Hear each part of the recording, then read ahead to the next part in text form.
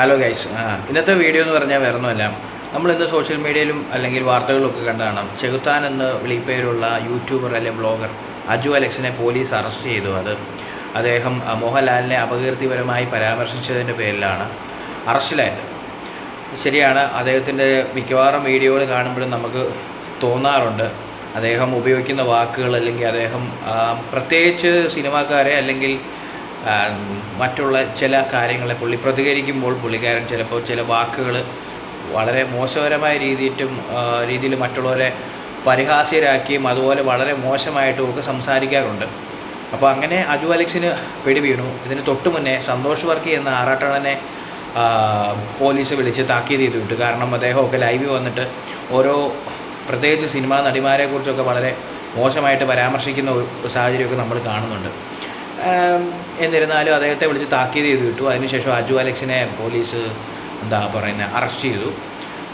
പക്ഷേ ഇതേ സംഭവം തന്നെ ഇവർ രണ്ടുമല്ല, ഇതുപോലെ തന്നെ വളരെ ഒരുപാട് ആളുകൾ ഇങ്ങനെ ചെയ്യുന്നുണ്ട്. വളരെ മോശപ്പെട്ട രീതിയിൽ ഓരോരുത്തരെ ബോഡി ഷേമിങ് നടത്താറുണ്ട്, അവരെക്കുറിച്ച് അറിയാത്ത കാര്യങ്ങൾ സംസാരിക്കാറുണ്ട്. എല്ലാം ഇപ്പോൾ സോഷ്യൽ മീഡിയയിൽ ലൈവായിട്ട് എന്തും ഇടാം, അല്ലെ എന്തും വിളിച്ചു പറയാം എന്നുള്ളൊരു സിറ്റുവേഷനിലാണ്.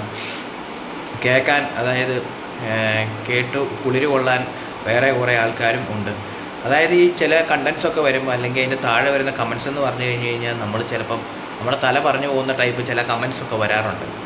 അത് ശരിക്കും പറഞ്ഞു കഴിഞ്ഞാൽ അങ്ങനെ കമൻസ് ഇടുന്ന ഓരോ മനുഷ്യൻ്റെയും ഉള്ളിൽ കിടക്കുന്ന വിഷം ആണ് വെളിയിലേക്ക് വരുന്നത്. അവരുടെ ഉള്ളിലെ ഓരോ തേങ്ങലുകൾ, അല്ലെങ്കിൽ തേങ്ങലുകൾ എന്നല്ല പറയുന്നത്, എന്തോ ഒരു മറ്റുള്ളവരോടുള്ള അവരുടെ കാഴ്ചപ്പാട്, അതായത് അവരുടെ ഉള്ളിൽ കിടക്കുന്ന പല വിഷവും വെളി വരുന്നത് ഇങ്ങനെയുള്ള കമൻസ് ആയിട്ടും അല്ലെങ്കിൽ അതുപോലെയുള്ള വീഡിയോസ് ഇറക്കുന്ന ആ ഒരു രീതിയിൽ. ഇപ്പം ഉദാഹരണത്തിന് ചെകുത്താൻ എന്ന വ്യക്തി അല്ലെങ്കിൽ അജു എന്ന് പറയുന്ന വ്യക്തി വീഡിയോസ് ഇറക്കുമ്പോൾ അദ്ദേഹം വളരെ മോശമായിട്ട് ചിലർ ചിത്രീകരിക്കും. പക്ഷേ അതിൻ്റെ താഴെ കമൻസ് ഇടുന്ന മറ്റു പല ആൾക്കാരുണ്ട്. ആ കമൻസ് വായിക്കുമ്പോൾ അജു എന്ന വ്യക്തി അല്ലെങ്കിൽ ചെകുത്താൻ എന്ന വ്യക്തി ഇട്ട കമൻസിനേക്കാളും വളരെ തരം താഴ്ന്ന രീതിയിൽ, വളരെ മോശമായ രീതിയിൽ കമൻസ് ചെയ്യുന്ന ഒരുപാട് ആൾക്കാരുണ്ട്. ചെകുത്താൻ എന്ന വ്യക്തിയെ ന്യായീകരിച്ചുകൊണ്ടുള്ളൊരു വീഡിയോ അല്ല ഞാൻ പറഞ്ഞ. ചെകുത്താൻ ചെയ്യുന്നത് തെറ്റായ ഒരു കാര്യമാണ്. പല സമയങ്ങളിലും ചിലപ്പോൾ അദ്ദേഹത്തിൻ്റെ പരാമർശങ്ങൾ ചിലപ്പം നല്ലതിന് വേണ്ടിയാകാം.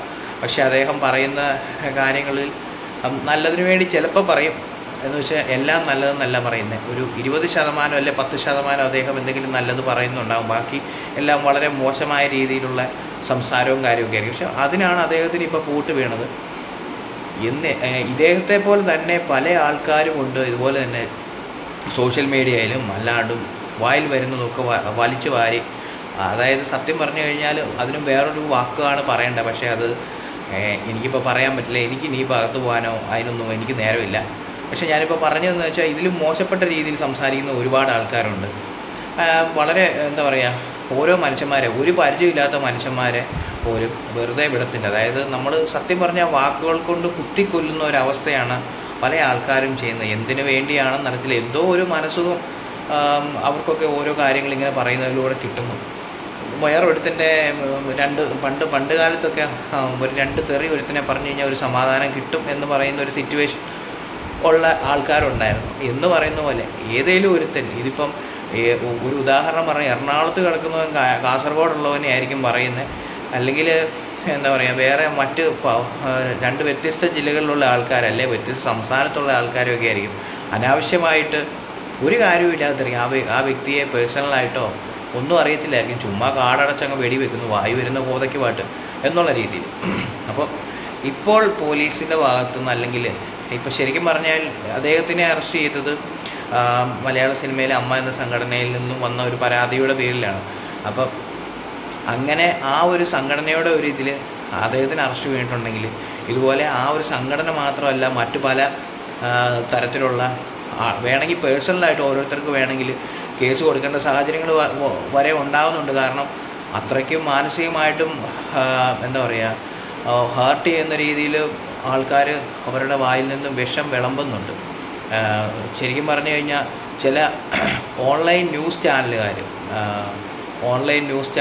ചിലർ വളരെ മോശമായിട്ട്, അതായത് ആ വ്യക്തിയെക്കുറിച്ചൊന്നും അറിയത്തില്ല, എന്തെങ്കിലും ഒരു കാര്യം കേട്ട് കഴിഞ്ഞാൽ പിന്നെ വായി വരുന്നതെല്ലാം വിളിച്ചു വരും. വളരെ മോശപ്പെട്ട രീതിയിൽ സംസാരിക്കുന്ന ആളുകളുണ്ട്. ഇവരുടെ ഇങ്ങനെയുള്ള മോശപ്പെട്ട സംസാരങ്ങൾക്കെല്ലാം ഉച്ചുവിലങ്ങിടാൻ കേരള പോലീസിന് സാധിക്കുമെങ്കിൽ അത് വളരെ നല്ല ഒരു കാര്യമായിരിക്കും. ഇനി സാധിച്ചിട്ടില്ല എന്നുണ്ടെങ്കിൽ മീൻസ് എന്താ പറയുക, ഇപ്പം ഇദ്ദേഹത്തിനെ അറസ്റ്റ് ചെയ്തു. പിന്നീട് അത് ആ ഒരു ഇപ്പം കാണിക്കുന്ന സ്ട്രിക്ട്നെസ് ഒന്നും മുന്നോട്ടേക്ക് കാണിക്കുന്നില്ല എന്നുണ്ടെങ്കിൽ വീണ്ടും ഇത് സംഭവിച്ചുകൊണ്ടേയിരിക്കും. നമ്മുടെ നാടല്ലേ, നമ്മുടെ നാട് എന്ന് പറയുമ്പോൾ നമ്മുടെ നാട്ടിൽ ഇപ്പോൾ എന്തും ആകാം എന്നുള്ളൊരു സിറ്റുവേഷനാണ്. ആർക്കും എന്തും ചെയ്യാം എന്ന സിറ്റുവേഷനാണ്. നിയമത്തെ സത്യം പറഞ്ഞാൽ പേടിയില്ലാത്ത ഒരു സിറ്റുവേഷനാണ്. ആ ഒരു പേടിയില്ലായ്മയാണ് ഇങ്ങനെയുള്ള പല കാര്യങ്ങളും ചെയ്യാൻ പല ആൾക്കാരെയും പ്രേരിപ്പിക്കുന്നത്. നിയമം ശക്തമായി കഴിഞ്ഞു കഴിഞ്ഞാൽ ഇങ്ങനെയുള്ള വ്യക്തിഹത്യകളും അതുപോലെ തന്നെ മോശപ്പെട്ട വാക്കുകളിൽ കൂടെ മറ്റുള്ളവരെ ഉപദ്രവിക്കുന്നതും അതുപോലെയുള്ള പല കുറ്റകൃത്യങ്ങളും കുറയും.